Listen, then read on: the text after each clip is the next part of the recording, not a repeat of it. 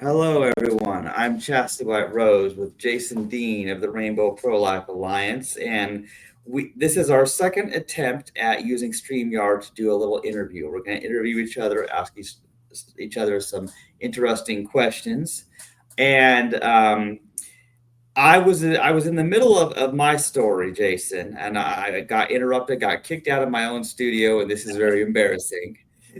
So let me just start from the top here. Is Sure. so I was in my early 20s, and I got this thing in the mail.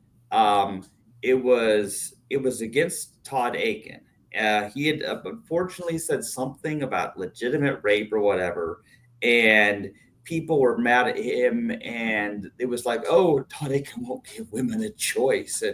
And so I started getting on the Google. I started like, oh, well, what is this choice? Like, oh, abortion.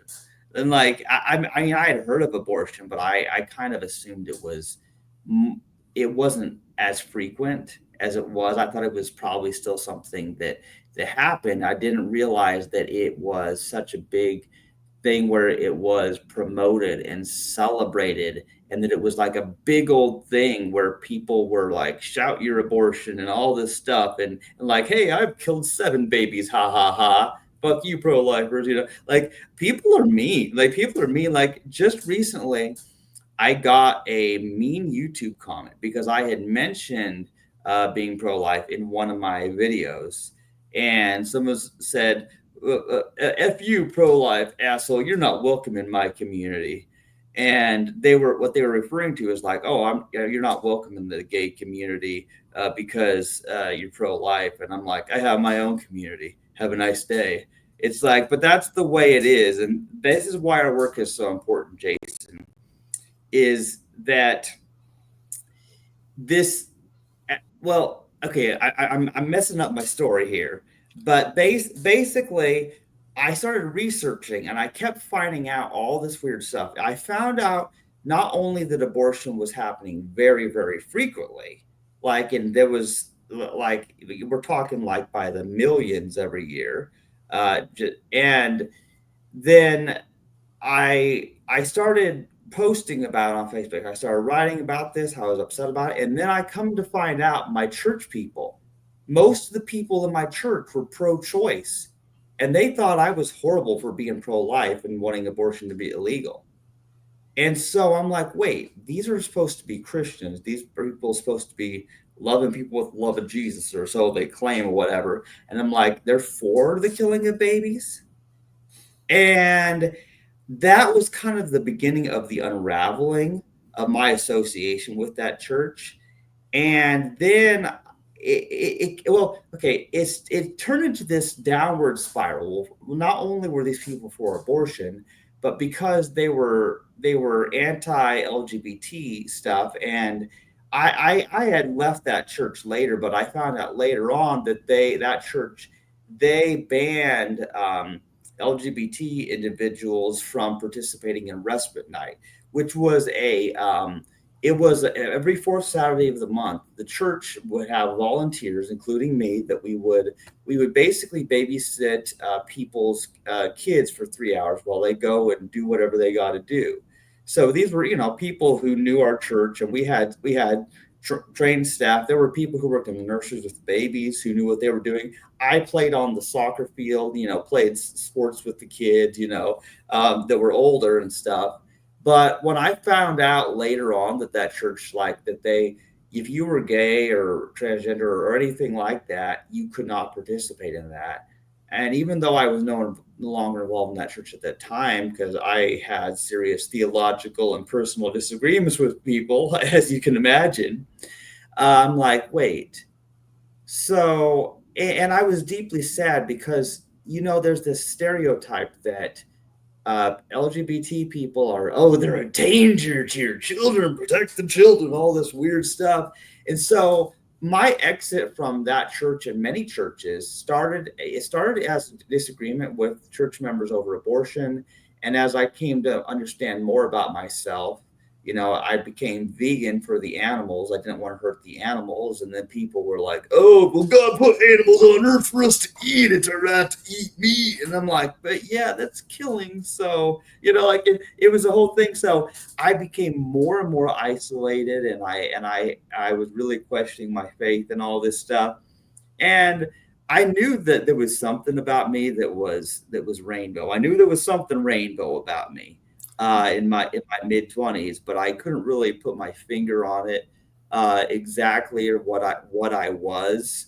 Um, but I came out as transgender when I was 31, and I was just kind of doing my own thing. I didn't attend church, and for a while I didn't even believe in God anymore. I just had lost so much faith in humans, and like they're all hypocrites and all this stuff. And what interestingly brought me to the Rainbow Pro Life Alliance was when I heard that Roe versus Wade was overturned. I think it was 2022 or something like that. Yeah, it was June 24, 2022, if I remember correctly. I was living in Independence at the time, and it brought this topic back to my mind, because what happened is I had actively avoided talking about abortion at all, just because it had brought so much trauma to me, that first of all it was happening, second of all that all the church people and the so-called Christians I knew, that they were heartless, and they had no empathy. They didn't care that people were being killed before they were even born. And it was a very strange thing, and I've come to understand a lot of different perspectives. But I was always pro-life. I was never one of those people who it was ever okay with abortion happening. But what was interesting is that over the years, my pro-lifism morphed into being about a lot more than just abortion. And going vegan was a huge step for me too, because I'm like, well, here I am, saying that this person who is, that their body is very tiny, and yes, they're still dependent on their mother, but that they have their whole life ahead of them if we don't kill them. And then I got to thinking about, well, what about the other animals? And I started reading about veganism, and I'm like, well, this is consistent, because if I were to continue eating meat and dairy, knowing what animals have to die in order for that to occur, because I learned how the industry works, then I would be a hypocrite. Because how can I argue? Because then I would have to argue that, oh well, it's wrong to kill humans, but it's not but wrong to kill a dog or a cow or a pig or whatever. And I realized I could not make that leap. Like, wait, what's different about being a human than another animal? And people are like, well, humans are made in the image of God, but whose image are the other animals made in? And that's what it came to for me, is that the other animals are also made in the image of God. And God has many forms. So that's kind of my religion now. And so it started this whole trend with me, that being pro-life meant more than just being against, the legal killing of these children in the womb, but about all human rights issues, all animal rights issues, that we need to have respect for life, and we should not be killing, except in the case of self-defense or some kind of a situation where you got no choice. That's what it turned into for me. So for me, it's a big picture, and a lot of people, they don't know that. They find out I'm pro-life, and they're just like, "Oh, you want to control women's bodies?" And of course, people already treat me like a monster because I'm transgender. And and unfortunately, I'll just admit something to you right now, Jason. People, I suffer at the hands of what certain transgender activists do. They've given transgender people a bad reputation. I'm not going in women's restrooms or locker rooms or competing in their sports or doing any of these things that some people take issue with. you know, and I have my own thoughts about that. And I've never even been to a pride parade either. I mean, I thought about attending one once just to see, but it's like I I just it's frustrating because there's all this hatred directed towards me for being pro-life because people they don't like people who call into question the killing of children. And then there's all this hatred directed at me because I'm LGBT. I'm not exactly the cis straight person the world wants me to be. So that's why once the issue came to my attention, because of the reversal of Roe versus Wade, June 24, 2022, I started just searching, gay pro life is what I started doing, you know, and I came across, Plagal, which I think I had heard of before, but if this was, you remember, it was just before Plagal changed its name to the Rainbow Pro Life Alliance. And I remember I was there when we discussed it too, um, about how, because originally Plagal was the Pro Life Alliance of Gays and Lesbians, which I thought was cool, but I also thought the name made it just sound like the plague, Plagal. Oh, Um, but anyway, I mean, I don't want to take all the time.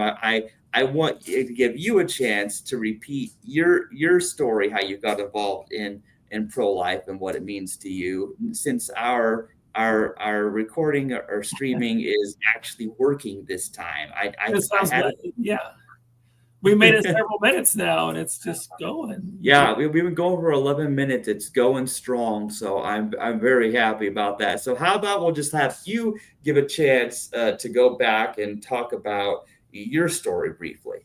Okay, yeah. So I got started in the pro-life movement in late 1980s, and I actually, um, seventh grade we debated the death penalty, and as a that was like a class thing we were doing, and that's how I kind of got involved.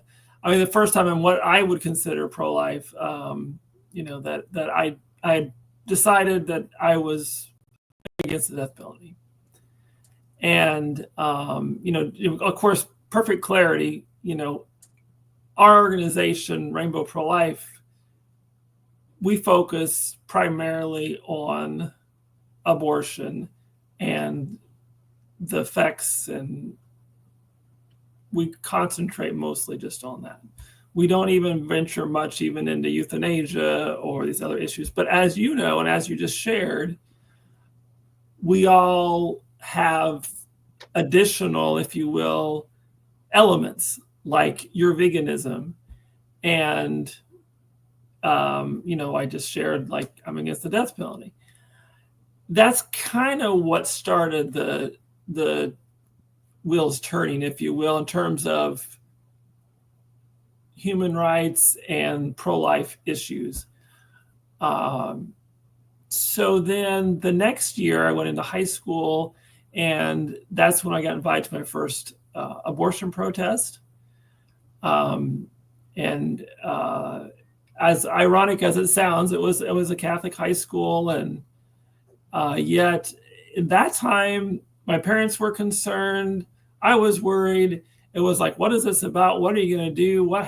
There was not, I wouldn't say support. It wasn't support at all. It wasn't like you can't go, but it was very hesitant on everyone's part, except my friends that were like, yeah, and so that's the way it was back then. I mean, it was I say a new thing, but uncharted territory. And so my first couple of protests, I learned a lot just from other protesters and some of the leaders, and just understanding what abortion was and what was happening in my own community. And there was, as we see with Rainbow Pro Life, there was some diversity. Certainly there were, the majority of them were, I would say, conservative Christians. But there was a lady that was animal rights activist, and I was like, didn't I just see you at the fur protest a couple weeks ago? So we had that diversity in several different aspects, and that's kind of where I started with pro-life, and then specifically with abortion. And then through that process, also in high school, I realized I was gay, and that made me happy. That's why we're called gay, Jason. Right. It was happy. I remember walking down the high school hall and just it finally clicked, and I remember smiling, and it was a good thing, even though I was in a Catholic high school and raised by conservative people, and a lot of work down the road, and tough conversations, and yet I was happy at that moment just to, I could say, have attractions and kind of know what they were and what that was about. So then you had to marry those two things together, because obviously, as I just mentioned, a lot of pro-lifers, most, were not copacetic with the gay stuff, and vice versa. As I did go to some pride events and did get involved with some LGBT. I did different things, a church and pride and some different things here and there. And that's how I learned, what in the hell is Planned Parenthood doing here at our pride protest? I thought, I don't know what they, and by all fairness, trans issues and hormones and that sort of thing back in the late 80s, early 90s, I'm not aware that Planned Parenthood did much about that. They did some testing for HIV. There was a few things that I could say, yes, they did do. I didn't get it done there because I quickly learned, I'm like, I just don't trust you people. Once I know what's going on with just a novice approach to what's going on here, I'm like, I have other options. Right. To have that, to get tested. Thank God, and but you realize the quagmire, and so that's the beginning. That's the first chapter. Yeah. Well, thanks for sharing that, Jason. And see, that's the thing that's interesting is, see, from my understanding, Planned Parenthood has positioned themselves as if they're an ally to the LGBT people, but that's never really made much sense, except for the fact that because so many of the women seeking abortions and so many of the LGBT people have been rejected by the so-called Christians and these churches and stuff. That's why they're turning to Planned Parenthood, because the Christians have done a horrible job, and Jesus would be displeased. And but yeah, they first of all, I don't really believe that Planned Parenthood back then was doing anything about transgender people specifically. Anyway, I think it was more of a modern thing, whereas some locations they did offer people, hormones and stuff like that. Um, but yes, there's definitely other options, in that regard, because it's like I would never do business with Planned Parenthood, even if I was desperate, because it's like, wait, I don't want to be giving money to an organization but where the money, part of it is going to fund people who are killing babies. Like, I can't do that. The entire basis of my veganism is, well, I don't buy these animal products because then I'm giving money to the industry that's actually killing them. So the exact principle is the same. And what I thought was interesting, okay, is I had taken a vow of celibacy in my mid 20s because I thought, well, there's all these babies who are being aborted because these straight people are having sex and yet they don't want their children. And I thought, well, maybe it's better to just not have sex and not reproduce, and instead that we should adopt the children already here. That was my mindset back then. And I just thought that was logical, which to me it is. But I also realize that that is not something that a cis straight man would say. That's for sure.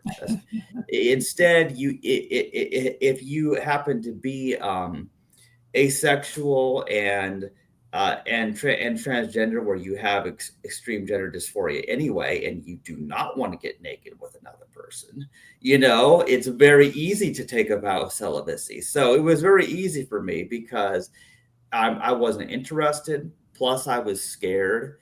And then there's also the fact that um, the attractions that I do have were not really toward women. I'm asexual with 1% occasional gay moments, like that one time when I bought the sourdough loaf because the the Hy-Vee bakery guy was cute.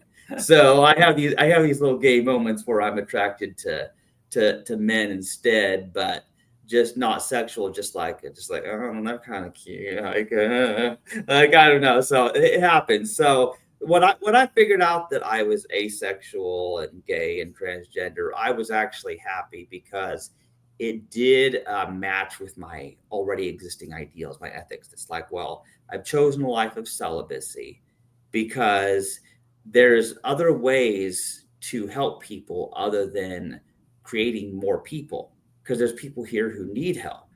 And when somebody does have a kid, obviously it costs a lot of money to raise a child, and we know that's probably the number one reason cited for why people want to have their abortions. Oh, I can't afford to have a child, and that leads to a whole thing, and that's a genuine problem. But that's because of bad politics, bad economy, stupid decisions. Like, can we talk about the hundreds of dollars that many Americans waste on fireworks every 4th of July that could be used to help people? That's all I'm going to say about that. But people waste money foolishly, and then we have taxes taken from us that go to fund murder, like abortion. And I know that for right now, Planned Parenthood is being defunded for 1 year. I saw something in the news. Plus, Anastasia. I look at all her Facebook posts, so I find out things happening. Um, but it's very weird. So that finances are a big part of it. But the thing I think about is, if somebody does have the money to where they could afford to raise a child, well, they could afford to adopt someone or to donate to an organization that helps children, orphans or whatever. And of course, there's always sponsorship programs where you get to help other people in other countries for much cheaper than you could help an American. And I've done that before too. But yeah, basically, I think that being pro life actually goes well with an LGBTQIA identity. It goes well with it because people like us are less likely to reproduce anyway. We're less likely to be getting pregnant or getting people pregnant in general. I know there's those pesky bisexuals that we have to worry about. Those people, yeah, I'm a little worried about those people. Um, but in general, as a whole, we're talking about transgender people who have had their parts, some of them removed. We're talking about intersex people who are infertile. We're talking about gay people who will not result in pregnancy and whatever they may do together. That's their private business. I don't need to know. But so, because of the fact that we are not going to abortion clinics as a customer, I feel like that helps uncloud our judgment. When you are dependent on them, because you're someone who does get pregnant, or you have a partner who might get pregnant, then you kind of like, if you're not a strictly pro-life person, you might think, well, I want the option there to have an abortion if I want, because that's probably how other people think. They probably want legal abortion. They probably want abortion clinics available in that event that they do choose to abort. Whereas people like you and I, that's not something that we need available because that's not going to affect us.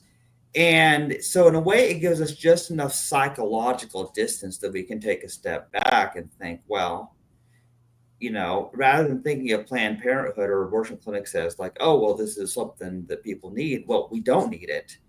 And other people think they do. But so we come with a perspective that enables us to be pro life easier without a conflict of interest, is what I guess I would put it. There's not a conflict of interest there.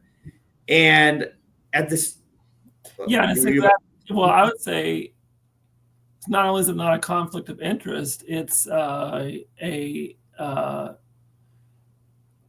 guess the best way to say it in my world is, since the discrimination against us and me and you is so fresh that it seems easier to see that in other places when it's not affecting you directly, like you said. So we aren't directly affected. Of course, we're always, I think, affected whenever anyone is unjustly killed. mm-hmm. And yet it's so fresh in our world that I think it's a little even more important that we recognize what's going on and address it. And it's a responsibility on us. And any group that's seen that discrimination fresh, there's lots of groups that have, of course. And that's why it's an extra insult when I see, like you said, people of my community, our community, that have the opposite opinion, and I don't see how they get there other than a selfish hatred because they see pro-lifers being a stereotypical class that hates them. And I was like, that's not a reason to support abortion. That's not a reason to support murder. That's not a reason. Just because you hate someone else and you perceive that therefore they represent all these things, and so whatever they represent or whatever they stand for, you oppose. That's not logical. That doesn't make sense. You go through each item and say, you're wrong here, you're right here. You might be wrong 90% of the time, but you're right on this issue. Yeah. Another way of saying it is, how people try to say that things are not black and white, they're shades of gray. And I'm like, no, it ain't. Nope. It's black and white, but there are many squares on the checkerboard. See the checkerboard here, see? And some of them are black and some of them are white. And so you can have one square like, well, this is wrong, but another square, this is right. And so rather than shades of gray where it's all blurry, you're not really seeing anything, you do have to take those items one at a time. And you have to evaluate, for example, you can evaluate gay marriage separately from abortion. Just because most people who call themselves pro-life are also against gay marriage, for example, as a group, the mainstream, that does not mean that those two issues have anything to do with each other, except to say that allowing legal gay marriage reduces abortions. And I know that sounds like a leap, but hear me out, Jason. I'll just explain this briefly. Because if you don't let the gays get married, if you don't let them be gay like they want to be, then they may mistakenly get straight married, and there might be resulting pregnancies that come from that. And then those marriages will probably have trouble, and it's you know what I'm saying, it's going to turn into a whole thing. Whereas if you let people live their gay lives as they see fit, you will avoid a lot of unhappy straight marriages where people are shoehorned into trying to live a straight lifestyle when it won't work for them. And so I feel like having the availability, just the public knowledge that, well, you can be with somebody of the same sex, or you can even be transgender. You can remake yourself as an adult what you wish to present as.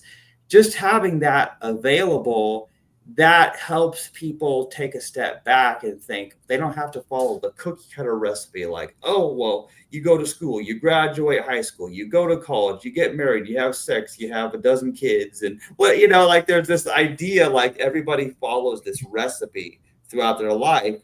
And some of us don't, and that's okay. Yeah. And I feel like, hey, the gays are already doing God's work. We're reducing abortions by not having sex with the opposite sex. So what more can what will you ask for? And I Well, do that's feel a response. what we more Yeah, ask for is that we fight not just for ourselves, but for other oppressed people. That's what we ask for. That's what I ask for. exactly.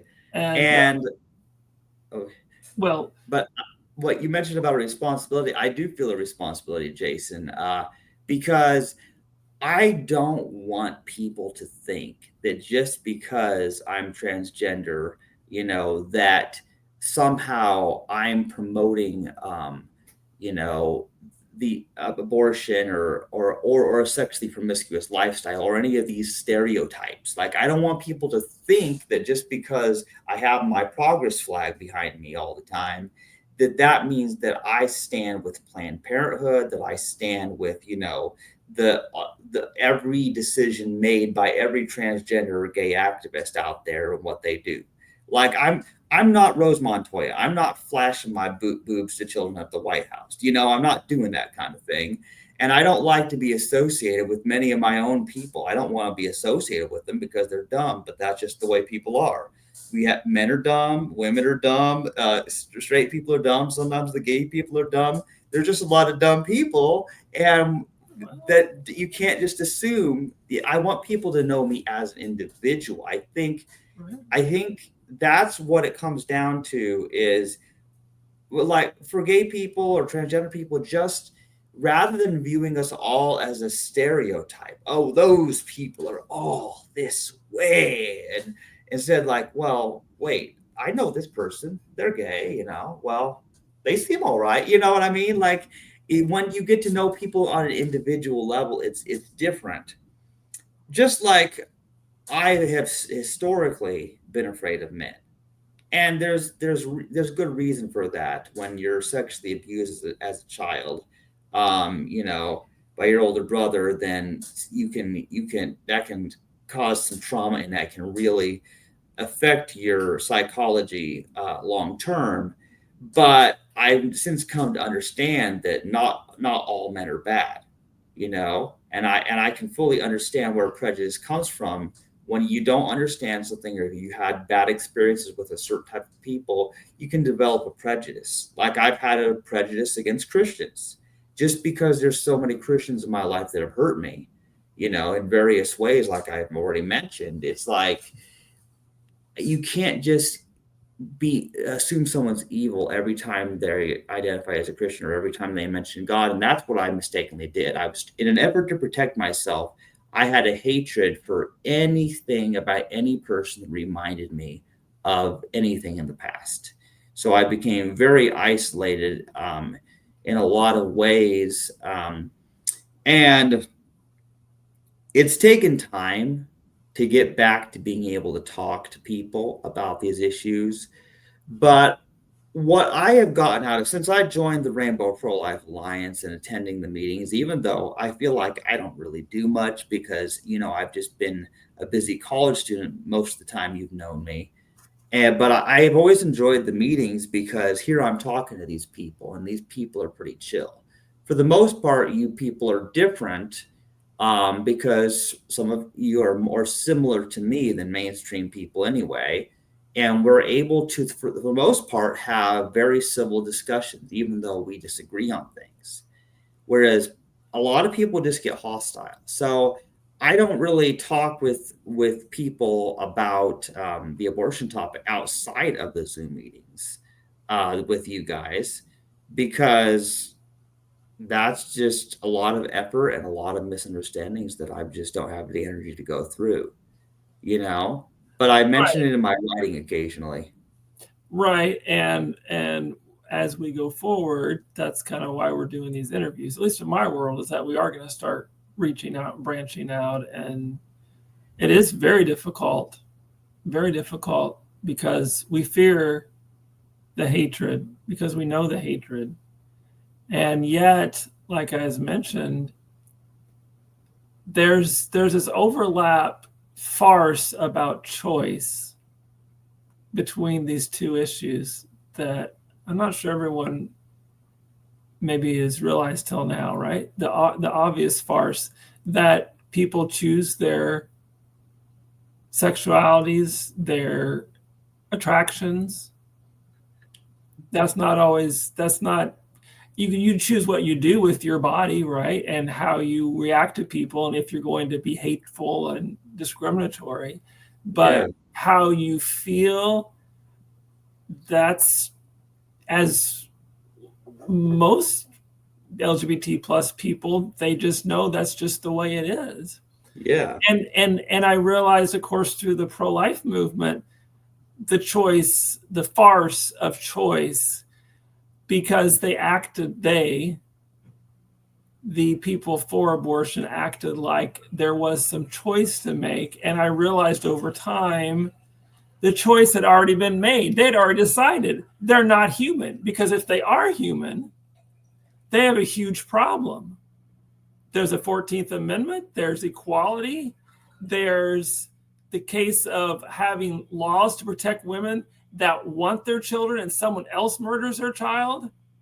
And then they have to take that law away because we can't have that, because if that child's protected, then this child is protected. And if that child's protected, every day everybody's going to be protected. The sky will fall, just like LGBT folks. If we all get to choose to get married and to have families and to be who we are, what's going to happen? Like you said, we'll probably have a better society with fewer abortions. Exactly, right? Yeah. This illusion of choice is very interesting because yes, people don't choose to be gay or transgender or something like that, and people get confused about that because they're confusing maybe people's choices with their actions of what they're going to do with their feelings, of course, and that's a whole nother philosophical debate in and of itself. But certain feelings, certain attractions sort of preclude certain choices in that there's things that you're not interested in because your brain is wired a certain way and you're just not interested in doing certain things. You're probably not going to choose these things that you don't want to do. So while there's a certain, in short, the way I explain it is we don't have free will. We don't have free will because our choices are theoretically predictable. Because if you knew somebody's psychology, if you know their desires, you know their feelings in regards to themselves and other people, you could predict their actions in the future. You could predict what they would do in a certain situation, much like certain chess players are known for making certain moves in certain chess positions because that's their style, you know. So sometimes the computer might say one thing is the best move, but humans have their own style and they have their reasons they like to make certain moves. And so I believe in determinism. I don't believe in free will from a philosophical sense. And so for me, this idea of choice is very interesting because what choice really means, when you give somebody a choice, what it means is you don't punish them for their choices, you know? Because it's not that people are choosing to be gay or straight, but it's about, you know, well, am I going to be mean to them and criminalize them for that? Or am I just going to let them do what they do? But there's the thing is, with almost every other issue, it's like, yeah, those people do what they like. It doesn't bother me.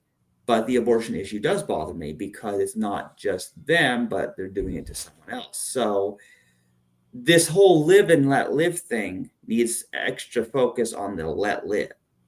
So yes, live and let people do what they want to do with their lives. That means you don't kill them, whether it be before they're born or after they're born. So quit killing people because if you care so much about choice, then you will let other people have the choice to continue their life. So that's the way about it, you know. So that's why I never really thought this idea. Choice is a strong word. Choice is a very philosophically problematic word, and it's often used in a way to defend atrocities. Because when vegans, because look, all vegans will make documentaries and will write books about veganism and all this stuff. And then some along comes some carnivore and they're like, eating meat is my personal choice. Shut the fuck up, vegans, you know? And that's what they do. It's like this personal choice argument. It's like, well, I want to do this thing. I know what's wrong, but it's my personal choice. So shut up and let me do my evil thing, you know? That's how they are. Now they don't do it in that tone of voice, but when I read their Facebook comments, that's how they sound in my mind. Yeah. Which is not really a good reason to talk to people this way or in person, so you get to see their actual. Yeah, so you get to know, because people, when you just read somebody's words, sometimes you can take it in a whole different sense than what they meant. Like let me okay, but sometimes even when you are talking in person, people can still misunderstand you. Sure Like, thing, absolutely. like one time at the grocery store. So I was a sacker for Hy-Vee. Oh man, and so this cashier says really loudly, "I want to go home and eat my pork butt." And I said to this cashier, she had to be like 17 or whatever. I was in my mid 20s, whatever. And I said, "Why would you eat a pig's butt? That's weird." And I said, "How would you like it if someone ate your butt?" And she just looked at me all confused, and she never spoke to me again. But but it's just like I was making a point about animal rights, like, well, it's weird to eat a pig's butt. I mean, you wouldn't want someone to eat your butt. But what I did not know at the time is that she probably in her mind took that a whole different direction than what I intended. Because I'm coming at it from my autistic brain with no theory of mind and perception of how other people are going to hear it. I'm thinking about the framework I have of, well, yeah, I treat humans and animals equally. So if I'm not going to go chomp on some human's butt and eat it like it's meat, then I'm not going to do it to a pig or a cow either.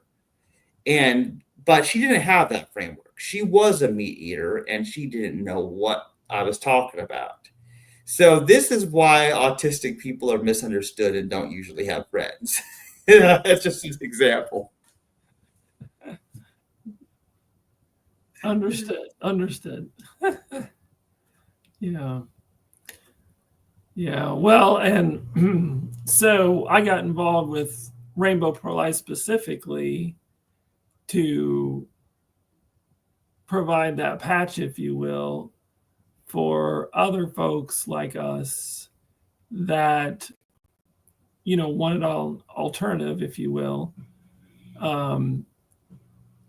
and from a perspective that had not been addressed hardly at all. The pro-life community would they would call abortion a Holocaust, and I think that's pretty relevant.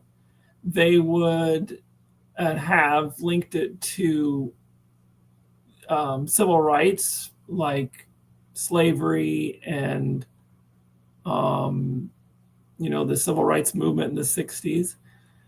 And I think it's relevant. Like there's some definite similarities, and when you see that and you can say, hey, but it's its own issue. Abortion and gay rights have some similarities and some overlap, but we're our own issue by itself, and it needs to be addressed straight on, if I can use the word straight, head on.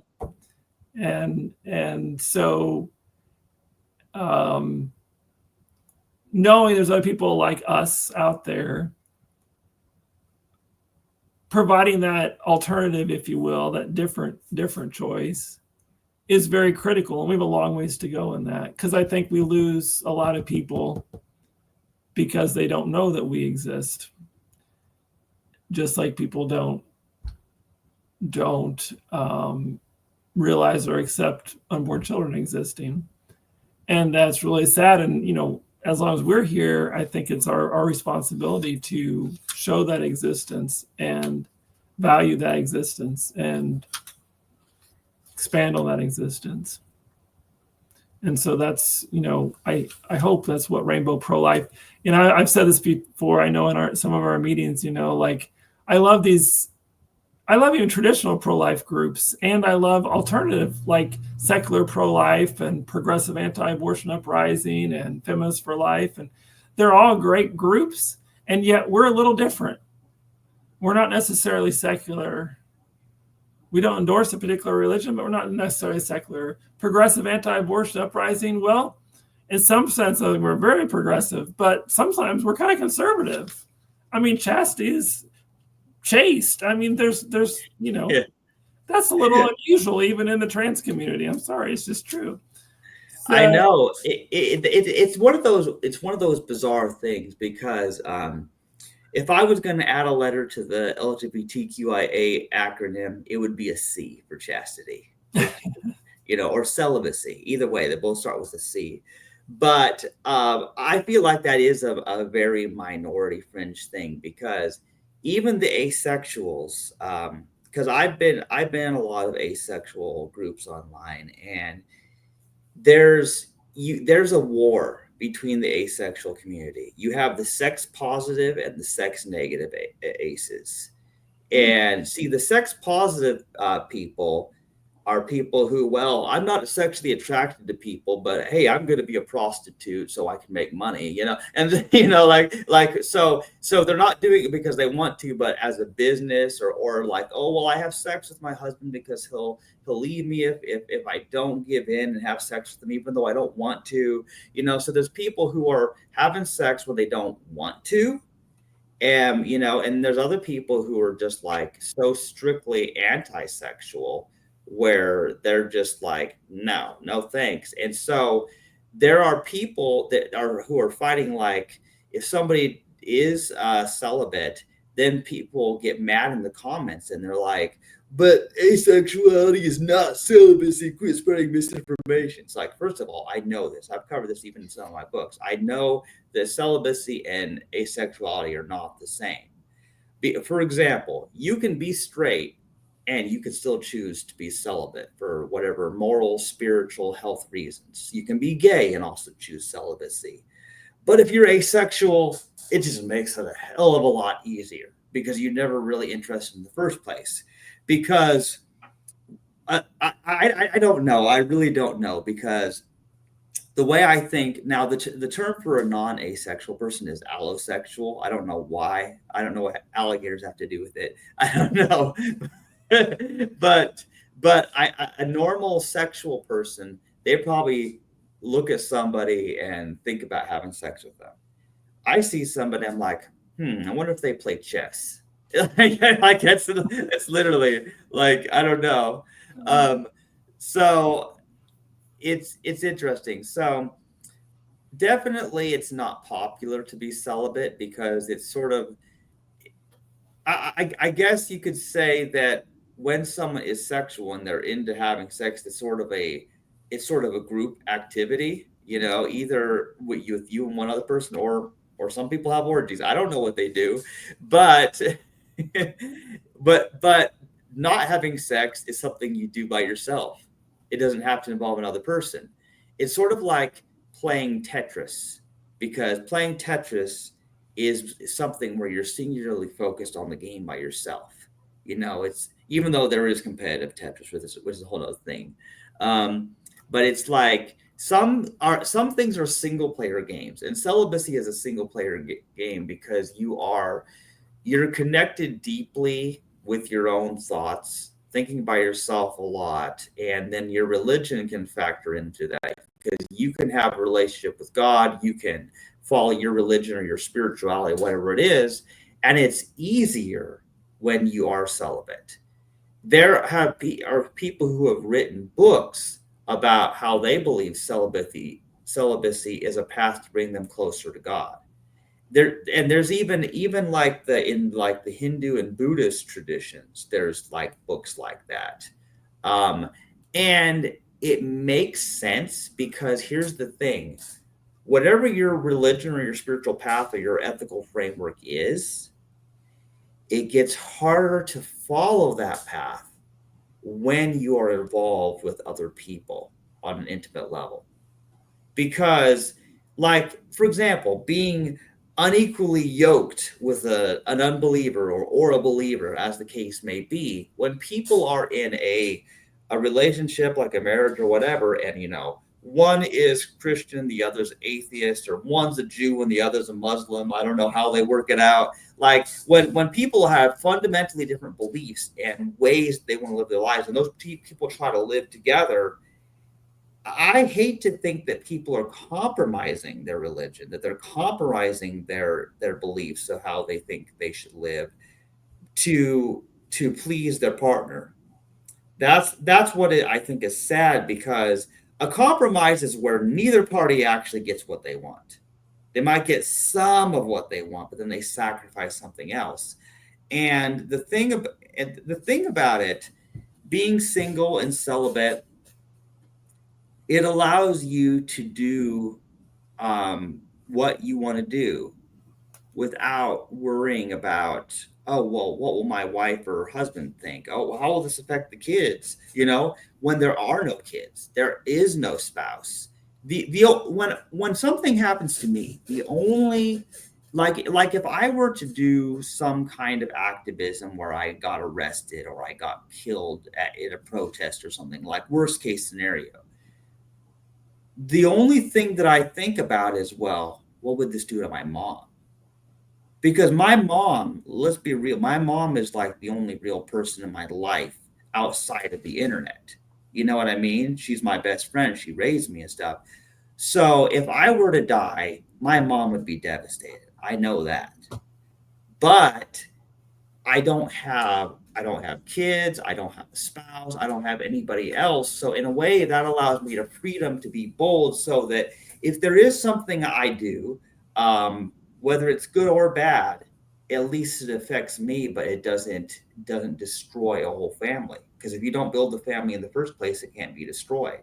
And there's going to come a time where, when my mother is no longer alive, I won't even have to worry about how it's going to affect her what I do. And I won't, and I also, like, the only other thing I think about is I won't have kids or family to inherit anything I have when I die, assuming I have anything. um, so if I have any money, I'll have to arrange with a lawyer, get a will done for it to go to an organization.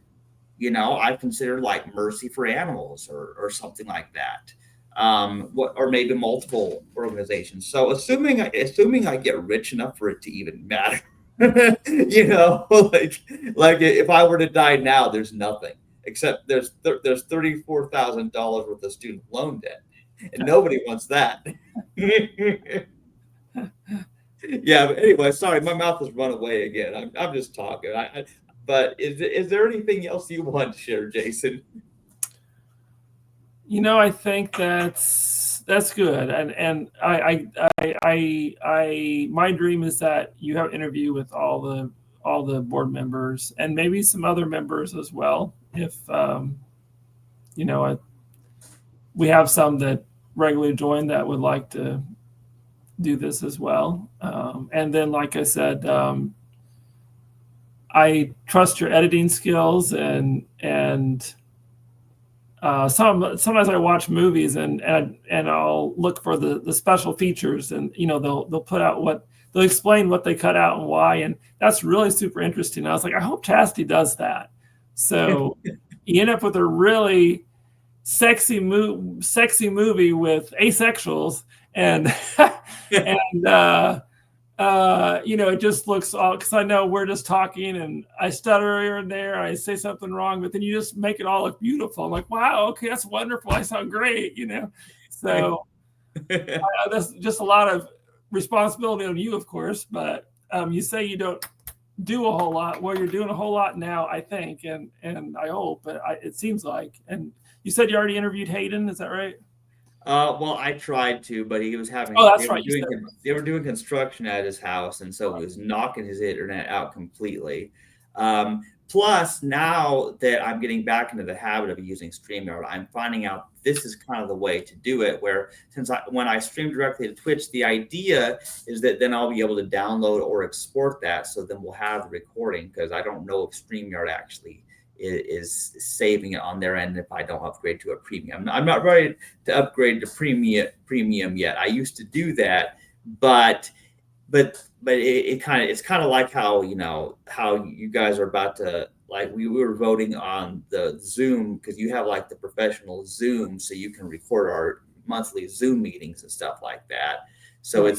it's good to have when it's going to be a regular basis thing. So I don't know what this will turn into, but I'm very glad we did this interview, Jason, because I have long been concerned that people don't really know we exist, and part of it is it's a minority voice anyway. It's already a minority voice. It's kind of fringe, but because you know yeah, there's an Instagram page and Facebook page, and there's some nice infographics. Of course, people don't read these days. People are much too illiterate to read, unfortunately.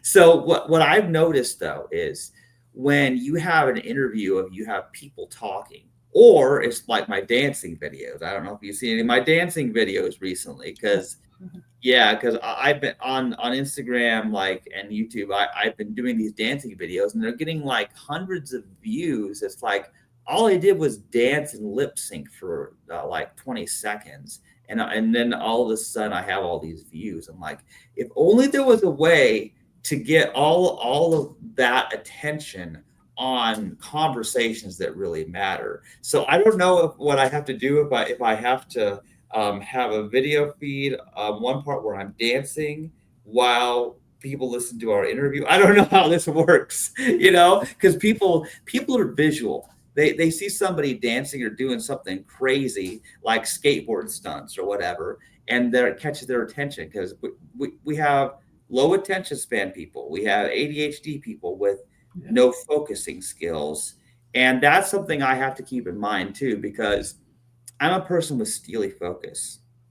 In case you haven't noticed, like we have technical difficulties, I just navigate, try another option, but I'm not flustered and I can continue right from where I was talking, even if I get interrupted. I'm able to get myself back on track. And I realize not everybody can do that, but that's the kind of focus that I use when I play chess. Like I'm literally just staring at the board, analyzing everything, thinking deeply. Most people don't have that kind of focus. That's one of my superpowers. But my gift, my talent is that I'm pretty good with computers. I'm pretty good at tech stuff.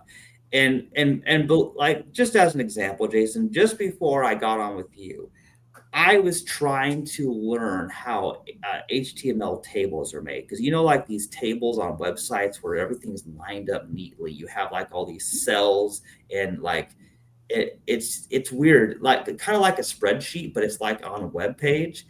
And I'm trying to learn the HTML and how to do that because I can make perfectly aligned things. I'm trying to represent a chessboard using HTML tables is what I'm trying to do because of the huge bandwidth and file size cost of making a picture for every chess position. So I'm trying to use it for chess teaching, but that means I'm trying to master Markdown, HTML, cascading style sheets, and all this weird stuff. So I'm navigating computer programming languages and stuff like that is what I'm doing for fun on my nights off. But I was so thrilled that we actually got to do this and talk about all this because yes, I'll happily interview all the board members or anyone else who wants to do this because people need to know that pro-lifers that are gay or transgender or intersex that are just not mainstream, and you also need to talk about like religious diversity because everybody people think, oh, it's all a bunch of Christians or whatever think it's a bunch of Catholics or whatever. And first of all, Christian is so vague and it can mean so many different things in this time. But you can have Jews, Muslims, Buddhists, atheists, even that are very pro-life. And I think having religious diversity is good. And I'm one of those people that I do not feel any I don't feel any obligation that, oh, I have to make people believe my religion, because I'm very I guess you could say my attitude is I'm figuring it out myself. I'm still figuring out daily what I believe. And I believe in God, but there's a lot of things that are misunderstood, and people are even trying to use religion to justify abortion. And somebody there was something where somebody made some sign that abortion was a gift from God. I'm like, what? Like, when I see stuff like that and I start seeing Catholics for choice and then Catholics trying to promote abortion too, which is interesting, I'm like, well, what's happening? And I feel like if your religion is kind of wishy-washy, where you go back and forth and you just go along with whatever the culture is doing, then your faith probably isn't very strong. You know what I'm saying? I do. And so there's a certain amount of conservatism that people need. People need to not be so inflexible as to where they never change their beliefs or their approach to things. They need to be able to change, but they also need to not just go along with the crowd and just whatever is popular right now. Like that's the thing is, there was a time in the past when abortion wasn't popular, that because before it became legal in 1973, and even after it did, it was not a big popular movement like it is now. And to the fact that there's even close to half, or probably more than half at this point, of the population that is pro-choice and believes that child murder is okay, is sad. It just shows how something can start as something, but through propaganda and a lot of money being funneled into it, that it becomes a huge popular thing. And I don't I, I don't think murder should be popular. I don't think promoting murder should be popular.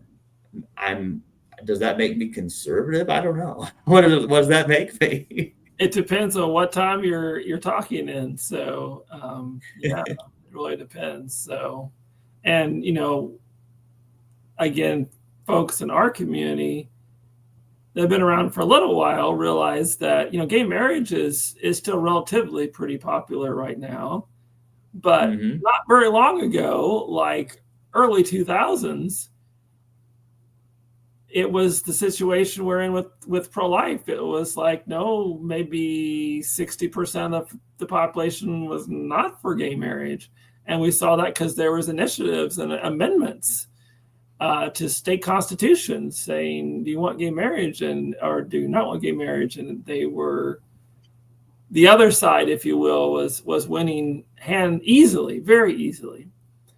In Oregon, Hmm. not just in Kansas, just, I mean, almost everywhere. If you look at the amendments on gay marriage across the states, almost all of them ended up being against it for a while.